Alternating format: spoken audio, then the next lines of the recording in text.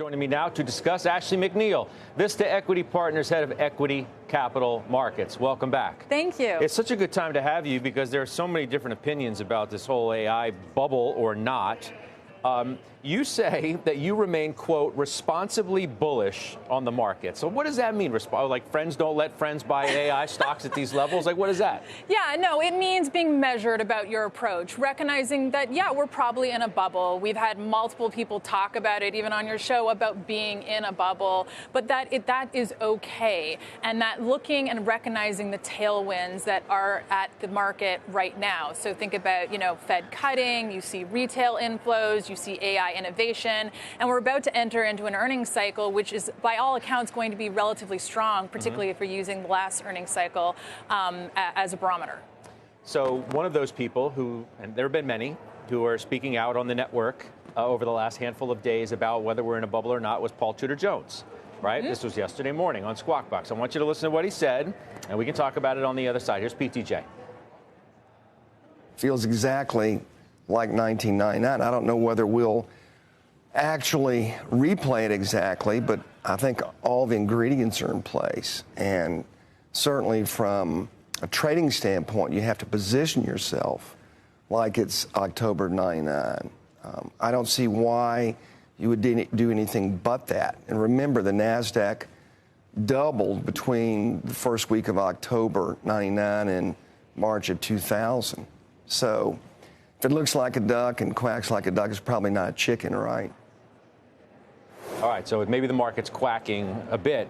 But his point is an interesting one in that even if you believe that this is a bubble, and even if you believe that it's going to end badly, you don't want to miss out on, and it feels like you're kind of saying almost the same thing, you don't want to miss out on what could be this tremendously powerful blow off top, for lack of a better way to describe it.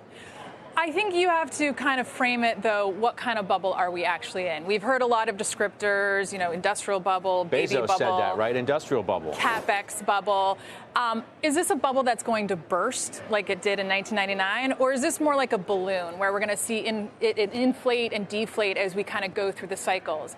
Given the longevity of this technology and given the fact that this is waves that is going to adopt this technology, I'm more inclined to think that we aren't bursting, but rather we're going to inflate and deflate as this technology ebbs and flows. Now listen to what Orlando Bravo had to say, okay? Now, Thoma Bravo makes their living in enterprise software, very much like the company firm you work for. Correct. Vista Equity Partners. I want you to listen to what he said about valuation, and we can talk about that. Sure. Valuations in AI are at a bubble. You cannot... Public or private? Both. You cannot value a $50 million ARR company at $10 billion. Think about how public investors and great investors think about companies. That company is going to have to produce $1 billion in free cash flow to double an investor's money ultimately.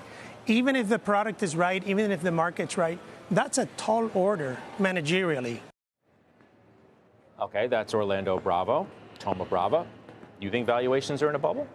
I think we have seen valuations pull forward and growth expectations pull forward for well over a year. I don't think this is a unique situation that we're in.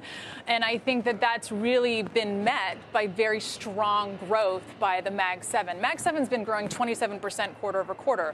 The market 9%, GDP 4%. So yeah, we might be in a bubble and we might have pull forward valuation. But in my mind, that's a means to an end to justify the CapEx spend required to make this transition from the AI enablers into the AI adopters. So as long as the CapEx levels remain robust and you don't have somebody come out and say, you know what, I'm suddenly worried about where all this money is going, are we good? Is that the most definitive sign that things in this marketplace are okay as long as the CapEx keeps flowing? I think if you look historically at prior bubbles, where things have kind of gone awry is when the supply has outstripped the demand. And from all intents and purposes, what I can see from all the metrics we've seen is that the demand is not being outstripped by supply at any time soon. And in fact, there is going to be a lot of longevity to the demand for this technology, given how ubiquitous it will be in our lives.